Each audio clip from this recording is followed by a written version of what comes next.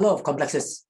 We need to note that in transition metal complexes, the 5 3D orbitals without the presence of ligands have the same energy level. So we term them as to be degenerate. However, in the presence of ligands, the lone pair electrons of ligand would repel the 3D electrons. Let's take a look at an octahedral complex. In an octahedral complex, there will be 6 dative bonds formed between the ligands and the central species. So these 6 dative bonds would actually donate their lone pair electrons as indicated by the red arrow. So from here, you can see that the electrons in both these orbitals, dx square minus y square and dz square, are most affected by the lone pair electrons of the ligands. Hence, because of the lone pair electrons of ligands, these 3 electrons are being repelled and therefore becomes higher energy level. Hence, the 3D orbitals which initially were degenerate will now undergo d to d splitting, such that you have dx square minus y square and dz square as the 2 orbitals with higher energy level than the rest of the others. Let's now take a look at the tetrahedral complex ion. In the case of the tetrahedral complex ion, the lone pair electrons of the ligand bonds are as shaped. So based on the arrows that were drawn, you can see that the 3 orbitals most affected by the lone pair electrons of ligands are dxy, dyz, and dxz. In the same vein, those 3D electrons will be repelled. Therefore, these orbitals will become higher energy level, and hence the 3D orbitals will undergo d to d splitting, with 3 of the orbitals having higher energy level, respectively dxy, dyz, and dxz. The remaining 2 orbitals are of lower energy level. In conclusions, you will find that the shape of the complex ion affects the color of the complex ion.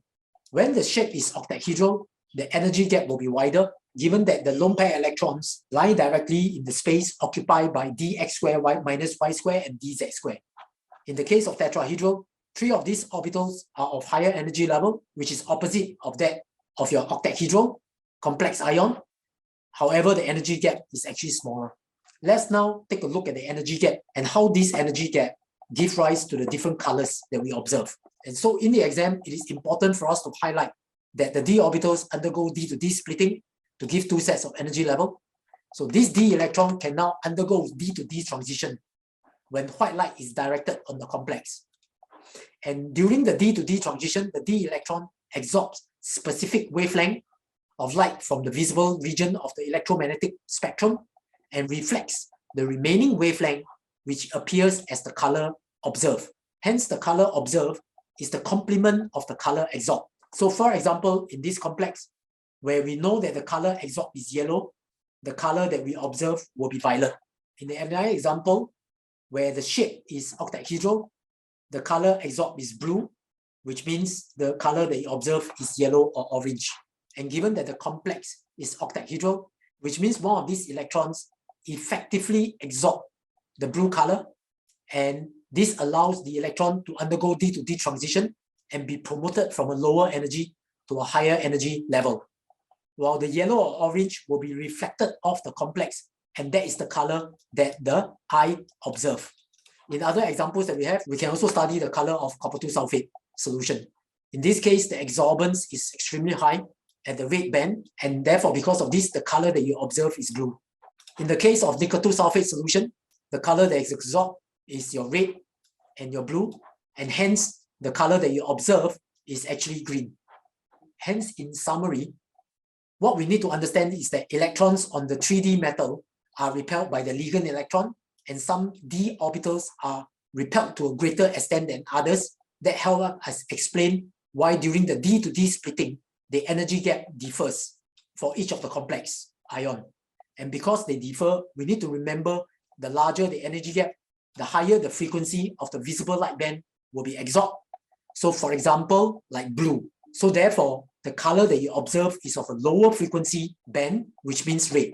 And it is important to note in the case of octahedral complex ion, the 2 of the orbitals that are of higher energy level is your dx square minus y square and your dz square. In the case of tetrahedral, it is opposite, where 3 of the orbitals, which initially of lower energy level, now becomes the higher energy level, and they're respectively your dxy, dyz, and your dxz.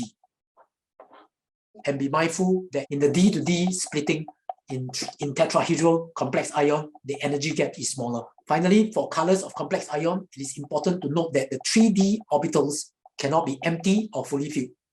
If, for example, in the case of titanium Ti4+, when the d orbitals are empty, you will find that even with a d to d splittings, there's an absence of electrons to absorb frequency of a visible light band. Therefore, Ti4+ will not be colored, and in fact, it is colorless.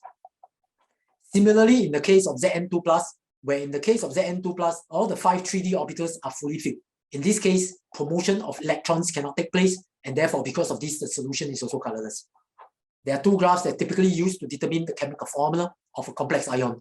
For example, in this case, we want to know the reacting ratio of Fe3+ and your thiocyanide, which is your SCF-. By fixing the concentration of your Fe3+, and then gradually increasing the concentration of SCM-, we're able to quantify the absorbance for each of these solutions separately, and thereafter plot the graph.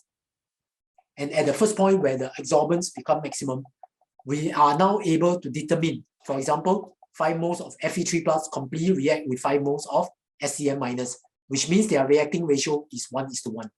Alternatively, another way to prepare the solution to be analyzed for their absorbance is to ensure that the total volume of the mixture solution to be analyzed is the same.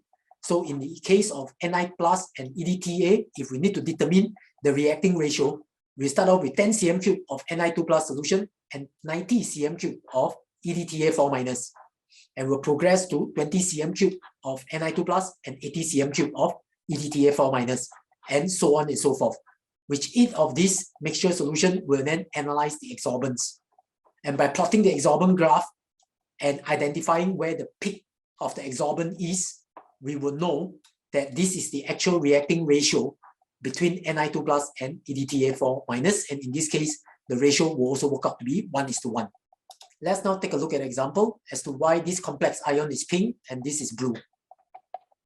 So like earlier explained, the complex ion both has different shape. In the case of the pink complex ion, its shape is octahedral, while the blue complex ion's shape is tetrahedral. And we know that the energy gap for octahedral complex ion is larger since the lone pair electrons of the ligands approach the cation along the x, y, and z axis, and greater electronic repulsion is expected with the electrons in the dx² - y² and the dz² orbitals.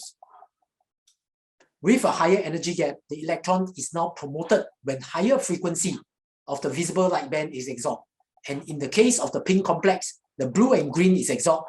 Therefore, the complementary color of pink is being observed.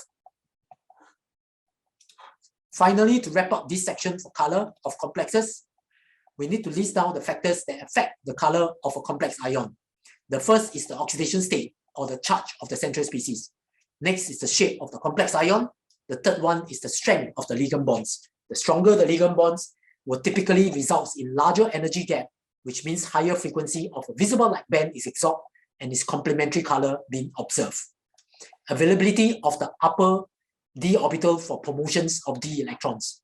This is, for example, in the case of Mn2+, we know that the electronic configuration of Mn2+ ends with 3d5. During the d to d splitting of Mn2+, you'll find that in each orbital, they are all singly occupied, and all these electrons have the same spin. Therefore, because of this, it is more difficult for electrons of the same spin to be promoted, since both electrons must be of opposite spin in order to be housed in the same orbital. Therefore, because of this, Mn2+ AQ is pale pink, or if not, colorless. The final factor to look at is whether the promotion of electrons from lower to higher energy level is beyond the visible light band. Like in the case of Al3+, is beyond the visible light band, the solution will still appear to be colorless.